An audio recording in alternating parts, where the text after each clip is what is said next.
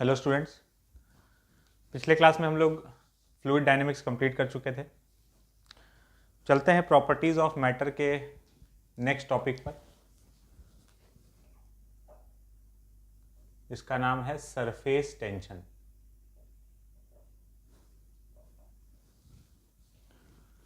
Surface tension fluid का एक बहुत ही अजीब सा प्रॉपर्टी है। पहले कुछ एग्जाम्पल देखते हैं जो कि सरफेस टेंशन की वजह से पॉसिबल हो पाता है डे टू डे लाइफ में। जैसे एक निडल है, कोई भी मेटालिक निडल, उसको अगर हम लोग पानी में डालेंगे तो वो निडल जो है वो डूब जाना चाहिए, क्योंकि मेटल का जो डेंसिटी है वो वाटर के डेंसिटी से ज़्यादा होता है, तो डेफिनेटली वो डूब जाएगा। लेकिन अगर हम उसको वाटर सरफेस पर, वाटर एकदम शांत है ना, बिल्कुल शांत सरफेस है, उसमें बहुत जेंटली अगर वाटर के सरफेस के ऊपर उसको रख दें तो वो निडल डूबता नहीं है, वो वहीं पर सरफेस पर ही पड़ा रहेगा। और ऐसा होता है, मतलब बहुत आसानी से ऐसा घर पे हम लोग करके देख सकते हैं। तो अगर ऐसा हो रहा है तो इसका मतलब ये है कि निडल के वेट को किसी ने बैलेंस किया। अब निडल का वेट कौन बैलेंस कर सकता है? तो जनरली जब कोई चीज़ फ्लोट करता है तो वेट इक्वल्स टू बॉयंसी, वो बॉइंट फोर्स जो आता है वो बैलेंस कर देता है। बट यहाँ तो वो बॉइंट फोर्स वो काम कर ही नहीं सकता है।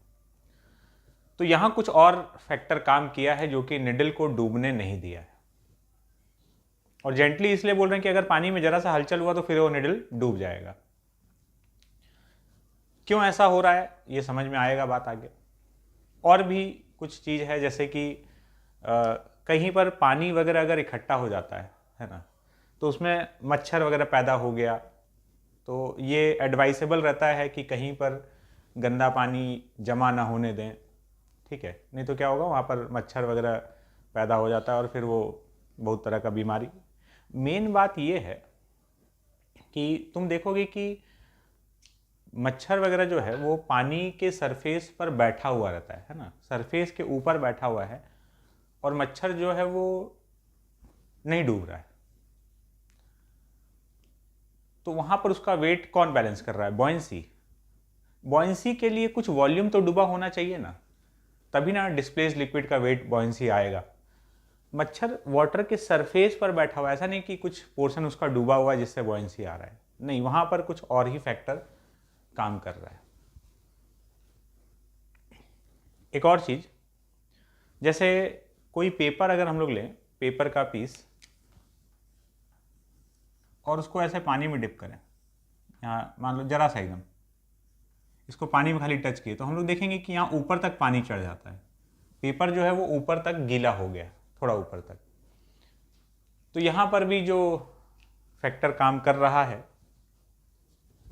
उसी के बारे में हम लोग पढ़ने वाले हैं, सरफेस टेंशन।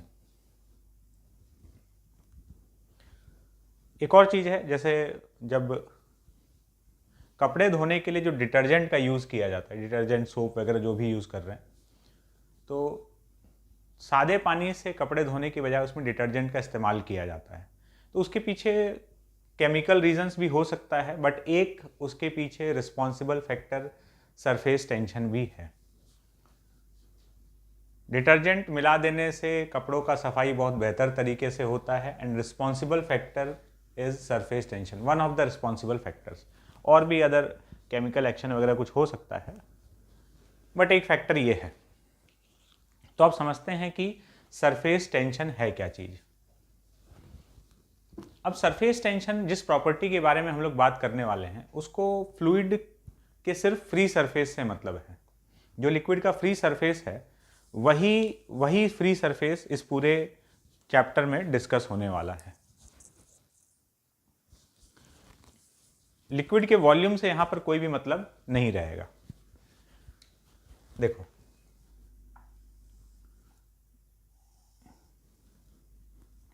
ये एक कंटेनर है,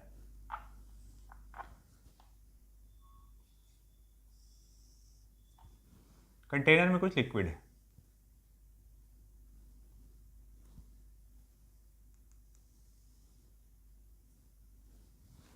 जैसा इसका नाम है सरफेस टेंशन, तो सरफेस पर प्रोड्यूस होने वाला टेंशन कुछ ऐसा ही है। तो एक हम लोग कंटेनर लिए, कंटेनर में लिक्विड भरा हुआ है, ये इस लिक्विड का फ्री सरफेस हो गया। फ्री सरफेस किसको बोलते हैं? जहां जिसके बाद से एयर या फिर वैक्यूम स्टार्ट हो जाए, तो वो लिक्विड का फ्री सरफेस होता है। यहां पर लिक्विड का बाउंड्री खत्म और इसके बाद से एयर या वैक्यूम है।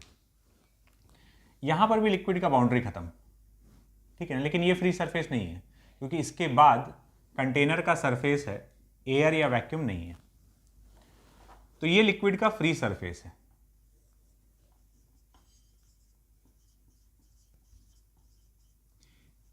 लिक्विड का फ्री सरफेस जो है ना, वो एक रबर शीट की तरह बिहेव करता है। रबर शीट, जैसा कि कोई भी रबर शीट है ना, वो इलास्टिक स्प्रिंग जैसा या इलास्टिक थ्रेड जैसा बिहेवियर रहता है।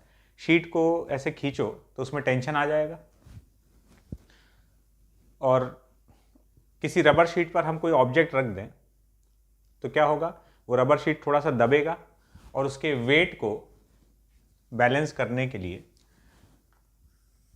ऐसे कोई ब्लॉक रख दिए, तो ये रबर शीट थोड़ा दबा और इसमें जो टेंशन आया, इससे ऐसे ऐसे जो फोर्स लग रहा है साइड में, इधर इधर चारों तरफ से ऐसे लग रहा होगा, इसका अपवर्ड कंपोनेंट इसके वेट को बैलेंस कर देगा, ठीक है। तो ये थोड़ा सा ऐसे कर्व होकर अपवर्ड डायरेक्शन में फोर्स देगा जो कि इसके वेट को बैलेंस कर रहा होगा।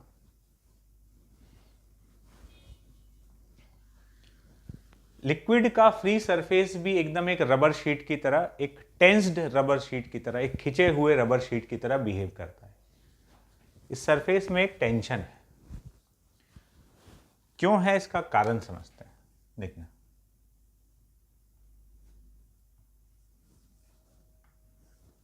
ये कंटेनर का क्रॉस सेक्शन हो गया, ठीक है, और ये पूरा लिक्विड का फ्री सरफेस। अब इस फ्री सरफेस में एक खास बात है। क्या खास बात है, समझते हैं।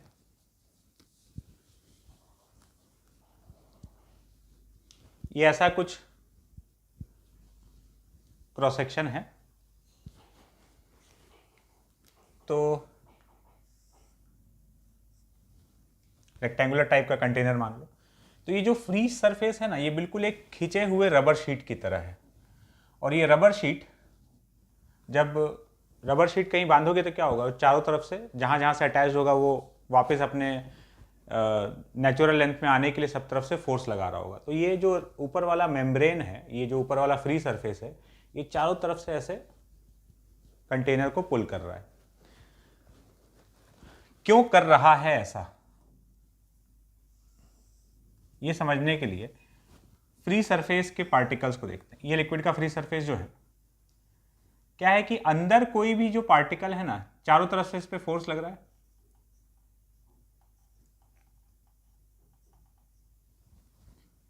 ये इक्विलिब्रियम में है। फ्री सरफेस वाले पार्टिकल के साथ कुछ ऐसा है, इधर तो पार्टिकल्स है नहीं, बाकी सब ऐसे फोर्स लगा रहा है। तो अब क्या होगा, देखो, ये इधर इधर ऐसे ऐसे फोर्सेस लग रहा है। अगर हम जरा सा इसको ऐसे दबा दें नीचे की तरफ, बहुत हल्का सा दबाए हैं ना, हम लोग थोड़ा एनलार्ज करके फोटो देख रहे हैं, तो अगर थोड़ा सा नीचे की तरफ दबा दें तो क्या होगा, ये वाला पार्टिकल नीचे गया, तो यहाँ वाला जो पार्टिकल है, अभी जो फोर्सेस ऐसे ऐसे लग रहा था, ये इंक्लाइंड हो जाएगा, ये इधर लगा रहा होगा, ये इधर। और ये समझना पूरा, इसको ऐसे 3D में समझना, ये खाली दो ही नहीं आ रहा, ये पूरा ऐसे कोन के फॉर्म में आ रहा होगा। ऐसे इधर लग रहा है, इधर लग रहा है, इधर लग रहा होगा, उधर लग रहा होगा। तो ये जो बन रहा है, ये पूरा ऐसे कोन बन रहा होगा। तो जब इसको ऐसे नीचे थोड़ा सा दबाए तो ये इंक्लाइंड हो गया, तो इसका वर्टिकल में ऊपर कंपोनेंट आ जाएगा, और जरा सा हम दबा कर छोड़ेंगे तो ये वापस ऊपर आना चाहेगा, बिल्कुल एक रबर शीट की तरह से। तो हम जरा सा यहाँ के सरफेस को अगर नीचे पुश करें तो आजू बाजू वाला जो है ना, ये इसके बाजू वाला इसको इधर खींच रहा होगा, ये इधर खींच रहा होगा, तो ये ऐसे ऊपर आना चाहेगा। तो हम लोग दबा के थोड़ा सा छोड़े तो ये वापस ऊपर आ गया, बिल्कुल एक इलास्टिक रबर शीट की तरह। यहाँ से थोड़ा दबा के छोड़ोगे, वापस ऊपर आ जाएगा। लेकिन जरा सा थोड़ा ज़्यादा पुश कर दोगे तो फिर ये आसपास से इसका इंटरेक्शन टूट जाएगा और ये नीचे चला जाएगा। ऐसा समझो कि ये रबर शीट जो है ये ब्रेक हो गया। रबर शीट को बहुत ज़्यादा दबा दोगे तो फट जाएगा। तो जरा से पुश के लिए ये एक खिंचे हुए रबर शीट की तरह बिहेव कर रहा है। ऊपर जो है ना, ऊपर जितना मॉलिक्यूल्स है ये सब एक दूसरे से इंटरेक्टेड है ना, एक दूसरे से कनेक्टेड है। तो एक जाल टाइप का, एक मेम्ब्रेन टाइप का बना रखा है। और जब हम बोल रहे हैं बार बार रबर शीट, तो इसको एक रबर शीट की तरह ही इमेजिन करना है अगर हम लोग को सरफेस टेंशन को समझना है। तो जब भी लिक्विड का फ्री सरफेस आएगा हम उसको ऑलवेज एक खिंचे हुए रबर शीट की तरह अज्यूम करेंगे। तो अब क्या है कि ये एक रबर शीट है जिसमें जो खिंचा हुआ है, उसमें एक टेंशन है। अब क्या होगा कि अगर तुम इस पर समझना, ये जो रबर शीट है, अगर हम इस पर कोई ऑब्जेक्ट लाकर रखें बहुत हल्के से, तो क्या होगा, ये रबर शीट नीचे दबेगा और ये जो भी ऑब्जेक्ट रखे हो इसके वेट को ये रबर शीट बैलेंस कर देगा। यही हो रहा है जब तुम एक मेटालिक पिन को इसके ऊपर, लिक्विड के फ्री सरफेस के ऊपर, पानी के फ्री सरफेस के ऊपर रख रहे हो और वो डूब नहीं रहा है। तो वो वेट इक्वल्स टू बॉयंसी से इक्विलिब्रियम में नहीं है। वेट को कौन बैलेंस कर रहा है? ये जो रबर शीट है ना ऊपर वाला, स्ट्रेच्ड मेम्ब्रेन, खिंचा हुआ जो मेम्ब्रेन है जिसमें टेंशन है, वो नीचे हल्का सा दबा और उसकी वजह से इस तरह से फोर्सेस आ जाएगा ऊपर की तरफ इसके वेट को बैलेंस करने के लिए। इसी वजह से वो जो मच्छर वगैरह पानी पर बैठ पाता है विद द सेम रीजन।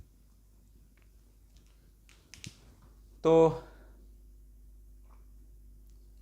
अब जब हम पिन को जेंटली रखे हैं, तो जेंटली ही क्यों?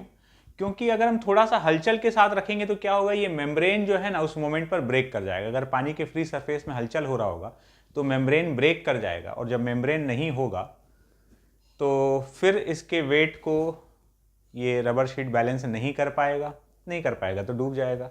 या तुम रखे हुए हो है ना इक्विलिब्रियम में, और फिर पानी में थोड़ा सा हलचल कर दिया आसपास में, तब भी in that case rubber membrane break हो गया और वो डूब गया। बात क्लियर है? तो ये है सरफेस टेंशन का कारण, और ये हुआ सरफेस टेंशन, एक प्रॉपर्टी।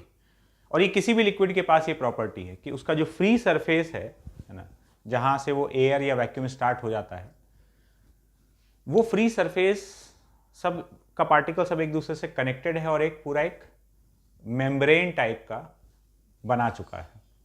और वो मेम्ब्रेन में एक टेंशन है, बिल्कुल उसी तरीके से समझो जैसे कि तुम एक रबर शीट को, और इसमें ये इस फ्री सरफेस में हमेशा टेंशन है, ये किसी भी शेप का हो, चाहे छोटा शेप का हो, छोटे कंटेनर में डाल दो चाहे बड़े कंटेनर में, ऑलवेज ये खिंचे हुए रबर शीट की तरह है। तो हम फिर से बोल रहे हैं, इस बात को दिमाग में रखना कि जब भी ये बात आएगा कि हमको सरफेस टेंशन से रिलेटेड कुछ भी सोचना है ना, अभी तो हम लोग चैप्टर स्टार्ट कर रहे हैं, तो जब भी आगे हमको कुछ भी सोचना होगा सरफेस टेंशन को लेकर, तो हम ऑलवेज इमेजिन करेंगे कि there is a rubber sheet है ना, एक टेंस्ड, एक खिंचा हुआ रबर शीट जिसमें कि टेंशन है।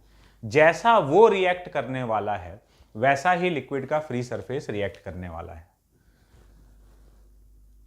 तो ये हो गया सरफेस टेंशन का कारण। तो अब यहां पर क्या हो रहा है कि ये वाला जो फ्री सरफेस दिख रहा था लिक्विड का,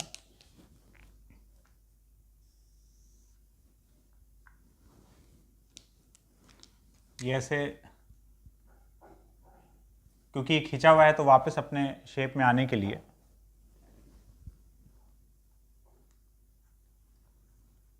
कंटेनर पे, एकदम कंटेनर के सरफेस पर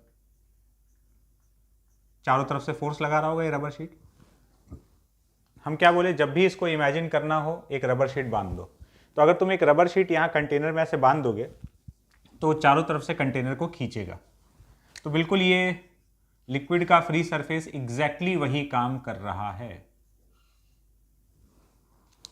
तो मान लो अगर हम एक डीएल लेंथ कंसिडर करें, यहाँ पर लिक्विड के द्वारा फोर्स लग रहा है dF, ये फ्री सरफेस के द्वारा, तो dF बाई dl, यही dF by dl force per unit length जो आ रहा है, यही है सरफेस टेंशन। तो इसको अगर हम लोग डिफाइन करें तो हम लोग बोल सकते हैं tangential force per unit length on the free surface of a liquid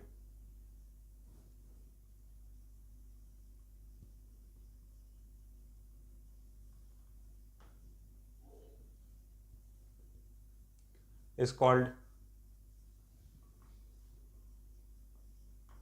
surface tension. इसका यूनिट क्या हो जाएगा, तो न्यूटन पर मीटर, फोर्स बाय लेंथ आ रहा है। तो ये है सरफेस टेंशन। टेंजेंशियल फोर्स मतलब सरफेस के जो पैरेलल लग रहा है। यूनिट लेंथ पर कितना फोर्स लिक्विड लगा रहा है ना, लिक्विड के फ्री सरफेस के द्वारा लग रहा है, यही सरफेस टेंशन है। और ये जो चीज आया है ये लिक्विड पर डिपेंड करता है। हर लिक्विड के लिए ये एक फिक्स क्वांटिटी है। वाटर का एक सरफेस टेंशन होता है, किसी और लिक्विड का कुछ और होगा, तो हर लिक्विड का अपना एक सरफेस टेंशन होता है। ये लिक्विड का प्रॉपर्टी है, लिक्विड पर डिपेंड करता है, ठीक है। और अब इसका यूज हम लोग कैसे कर सकते हैं कि लिक्विड के लिए सरफेस टेंशन फिक्स है हर लिक्विड के लिए, तो अब किसी पर कितना फोर्स लग रहा होगा सरफेस टेंशन की वजह से, तो फोर्स लिखना है तो हमेशा force per unit length into length करेंगे। मतलब सरफेस टेंशन इनटू लेंथ करके फोर्स लिखा जा रहा होगा। अभी हम लोग क्वेश्चंस में अप्लाई करके देखेंगे तो और बात समझ में आएगा, बट इसका यूसेज ऐसे ही होने वाला है। कैसे? सरफेस टेंशन क्या है, फोर्स पर यूनिट लेंथ है, तो यूनिट लेंथ पर अगर इतना लग रहा है तो एल लेंथ पर कितना लगेगा, इनटू लेंथ से मल्टीप्लाई कर देंगे। तो सरफेस टेंशन की वजह से मतलब लिक्विड के फ्री सरफेस की वजह से लगने वाला फोर्स मिल जाएगा। जैसे अगर हमसे कोई पूछे कि बताओ इस साइड पर लिक्विड कितना फोर्स लगा रहा है इस पर, ये वाला जो बाउंड्री है, तो सरफेस टेंशन इनटू इसका लेंथ, जो भी लेंथ हो जाएगा।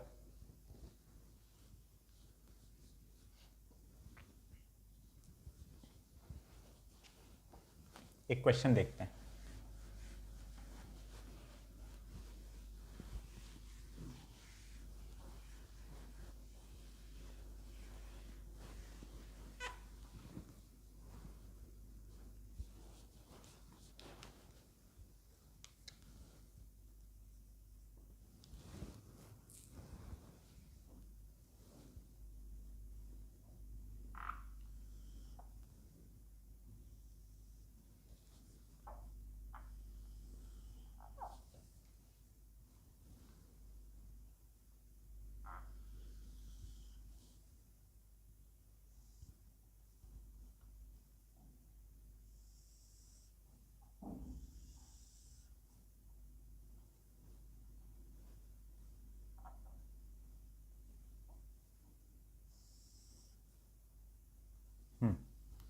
देखो ये एक फ्रेम है, this is a fixed frame,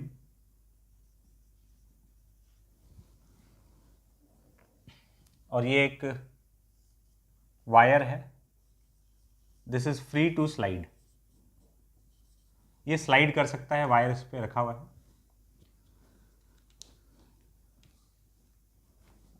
और यहां पर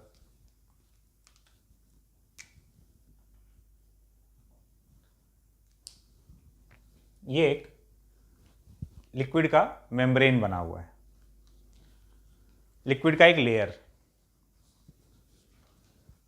ये फिल्म कैसे तैयार किया गया, ऐसे समझो कि ये पूरा जो सिस्टम उठाया गया फिक्स करने के पहले, ये फ्रेम प्लस ये वायर लिया गया और इसको एक सोप सॉल्यूशन में डिप कर दिया गया, ठीक है। ये पूरा सिस्टम उठाए, सोप सॉल्यूशन में डिप करके निकाले तो क्या होगा, लिक्विड का एक फिल्म तैयार हो जाएगा, ठीक है। जैसे हम लोग वो मेला वगैरह में मिलता है ना, इससे बबल्स बनाते हैं, तो उसको सोप सॉल्यूशन में डिप करके निकालते हैं तो उस पर एक लिक्विड का फिल्म आ जाता है, फिर हम लोग फूंक मारते हैं तो उससे बबल्स बनता है। तो वही इस फ्रेम को सोप सॉल्यूशन में डिप करके निकाला गया और इस पर लिक्विड का एक फिल्म तैयार हो गया। अब हो क्या रहा होगा, ये फ्रेम तो पूरा फिक्स्ड है लेकिन ये वायर स्लाइड कर सकता है। तो अब हो क्या रहा है यहां पर, अभी हम क्वेश्चन समझा रहे हैं कि क्या अपना बनने वाला है। ये लिक्विड का फिल्म जो है ये एक खींचे हुए रबर शीट की तरह है, ये टेंशन में है। तो क्या कर रहा होगा, इस वाले सरफेस पर इधर फोर्स लगा रहा होगा, इस पर नीचे, इस पर इधर और इस पर ऊपर। ये तीनों साइड्स तो फिक्स्ड है, इसको फिक्स किया हुआ है, बट ये वाला फ्री टू स्लाइड है। तो क्या हो रहा होगा, लिक्विड इस पर ऊपर की तरफ फोर्स लगा रहा होगा और ये ऊपर जाना चाहेगा। रोकने के लिए हम लोग यहां पर एक वेट टांग दिए। ये वायर जो है ये मासलेस है, ठीक है, massless and free to slide. Find value of m so that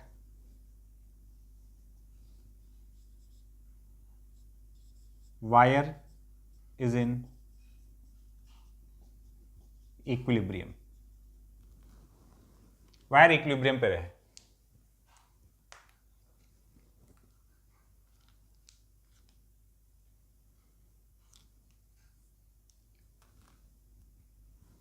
देखो सीधा सा बात है कि यहां से जो वेट है mg और ये ऊपर सरफेस टेंशन की वजह से लगने वाला फोर्स हम लोग बैलेंस करेंगे। हम लोग को दिया हुआ है कि जो सरफेस टेंशन है उसका वैल्यू, सरफेस टेंशन का वैल्यू T के बराबर है, ये जो लिक्विड का सरफेस टेंशन है। अब यहां पर एक जरूरी बात समझने वाला है, समझते हैं। ये बात तो क्लियर है कि यहां से जो सरफेस टेंशन की वजह से फोर्स लग रहा है ये फोर्स इक्वल टू mg। अब सरफेस टेंशन की वजह से फोर्स लग कितना रहा है ये समझ लो। देखो सरफेस टेंशन का वैल्यू T है और ये वायर का लेंथ हम लोग को दिया हुआ है यहां पर L के बराबर, वायर का लेंथ L के इक्वल दिया हुआ है। तो सरफेस टेंशन इंटू लेंथ करेंगे, T इंटू L ऊपर की तरफ इतना लग रहा है इस लिक्विड फिल्म के द्वारा। नहीं, थोड़ा सा इसमें गड़बड़ है। चक्कर क्या है ना, ये जो लिक्विड फिल्म दिख रहा है ये फिल्म के पास दो फ्री सरफेस है। ये इधर से भी लिक्विड का फिल्म है, ये इधर से भी एयर के कांटेक्ट में है और पीछे से भी एयर के कांटेक्ट में है। जैसे कंटेनर में जब लिक्विड भरा हुआ है तो ये जो फ्री सरफेस है ना ये खाली ऊपर से एयर के कांटेक्ट में है, नीचे तो पानी है। तो यहां पर इसके पास सिर्फ एक फ्री सरफेस है, लेकिन ये फिल्म तैयार किया गया तो इसके पास दो फ्री सरफेस है, आगे भी है और पीछे भी है। तो हम लोग जब भी ऐसा होगा ना, जितना फ्री सरफेस है उतना रबर शीट वहां पर कंसिडर करेंगे। यहां पर लेयर एक ही है, ऐसा नहीं कि दो लिक्विड का लेयर आ गया, नहीं, लेयर लिक्विड का फिल्म एक ही है, लेकिन फिल्म दो साइड से एयर के कांटेक्ट में है ना, तो दो दो रबर शीट की तरह बिहेव करने लगेगा। जितने तरफ से एयर के कांटेक्ट में उतना फ्री सरफेस, और जितना फ्री सरफेस उतना रबर शीट। जैसे कि जो ड्रॉप और बबल में फर्क है, ड्रॉप पूरा अंदर से सॉलिड है तो ड्रॉप का खाली आउटर सरफेस एयर के कांटेक्ट में है, जबकि बबल जो है उसमें लिक्विड का एक फिल्म है, वो अंदर से भी एयर के कांटेक्ट में है और बाहर से भी एयर के कांटेक्ट में है। तो बबल के केस में वहां पर दो रबर मेम्ब्रेन माना जाएगा, और ऐसा जब भी होगा ऐसा ही कंसिडर करना है। तो यहां पर एक्चुअली में दो दो रबर शीट है, दो फ्री सरफेस है इसलिए। तो यहां से ऊपर कितना फोर्स लगा, 2 into T into L, T into L एक का और इंटू 2 दोनों का कवर हो गया, और इधर mg। तो बस इसमें इतना ही करना है कि 2TL is equals to mg। Net force balance कर दिए तो m का वैल्यू आ गया 2TL/g। इतना मास यहां पर लटकाना होगा ताकि ये सिस्टम इक्विलिब्रियम में रह सके। बात क्लियर है? और कुछ क्वेश्चंस देखते हैं।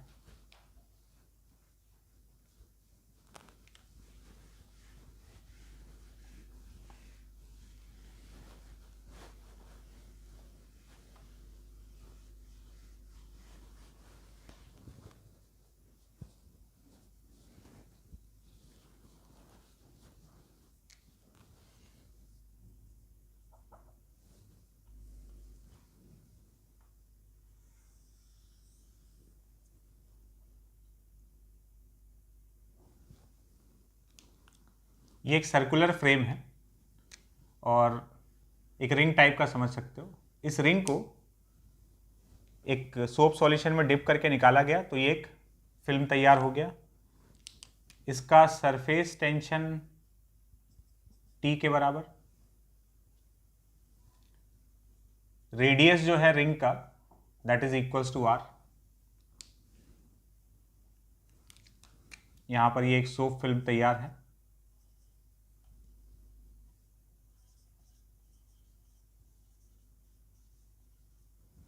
सरफेस टेंशन T,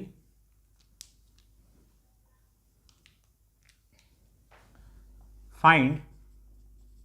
तो अब ये जो रबर शीट है, जो सोप फिल्म है, रबर शीट की तरह बिहेव कर रहा है। ये चारों तरफ से ऐसे रिंग को पुल कर रहा होगा, हर तरफ से फोर्स लगा रहा है। Find force applied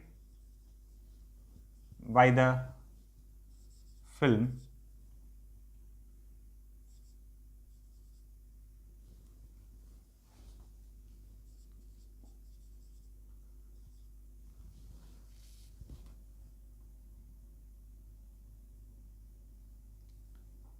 on the upper half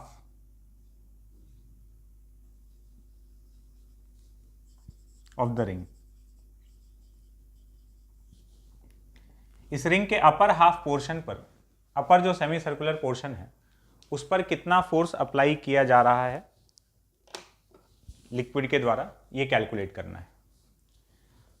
तो यहां पर भी सोप फिल्म है तो ये दिमाग में रखना है कि अच्छा यहां पर 2 लेयर कंसिडर होगा, 2 लिक्विड का फिल्म है। सॉल्व करते हैं।